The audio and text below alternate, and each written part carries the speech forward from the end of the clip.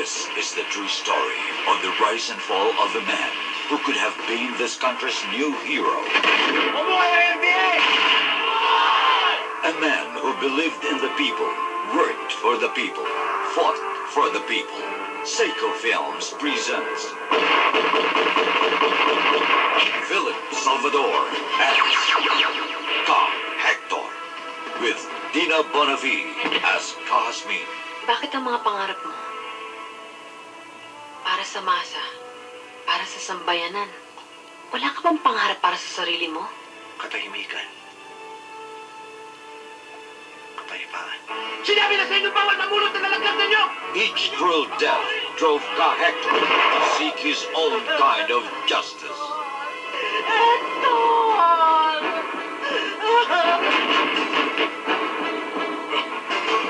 Ako po si Ka Hector. Ka Hector, also starring Gardo Versosa, Efren Reyes, Willie Revillame, and Ricky Davao as Caruel. Every day, the conflict escalates. Nakakalimutan mo na ba ang patakaran natin? Na hindi tayo pwede malakit ang bihag? Napakabait naman natin sa mga katulad niya.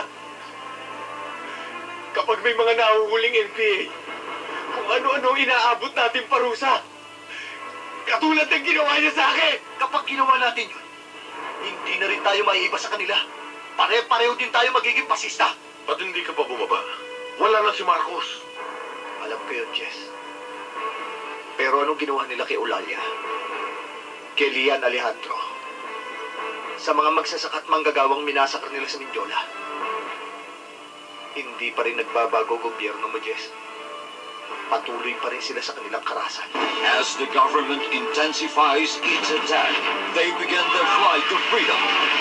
Their lives are in his hands. Their survival is in his heart.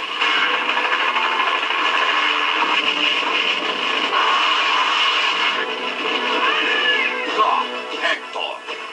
Kailangan ng kilusan ng malaking pera. May pinarati sa akin utos na nagtataas na organo. Kailangan bago tayo na klase ng operasyon. Kidnap for ransom. Ako'y naniniwala na wala kang kinalaman sa gawain ng RSG. Ngunit paano natin mapapaniwala ang mga tao kung hindi ka lalantad ngayon? Bakit hindi mo pakinggan si Presidente Ramos? Gagamitin lang siya instrumento ng gobyerno para unti-unti niyang kalasin ang suporta ng masa sa kilusan. Mahawa ka nun. Mahal namin sa bahay, Diyos. For being a suspected traitor, NPAs will never show mercy. Ka Hector. Mr. President, I present to you Leopoldo Mabilangan, alias Ka Hector. After a long while, he finally joined the government. Hindi ka mawawala ng kasamahang naghahangad sa buhay mo. Hindi ka dapat matakot. Malinis ang konsensya nating dalawa. Ngayon, kung hangad nila buhay ko, wala tayong magagawa. He begins a new life and becomes an open target in what remains to be the biggest mystery of all. Hector,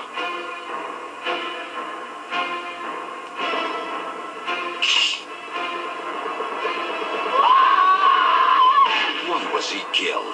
Is he an outlaw or a hero? You be the judge. Ka Hector, directed by Toto Natividad for Seiko Films.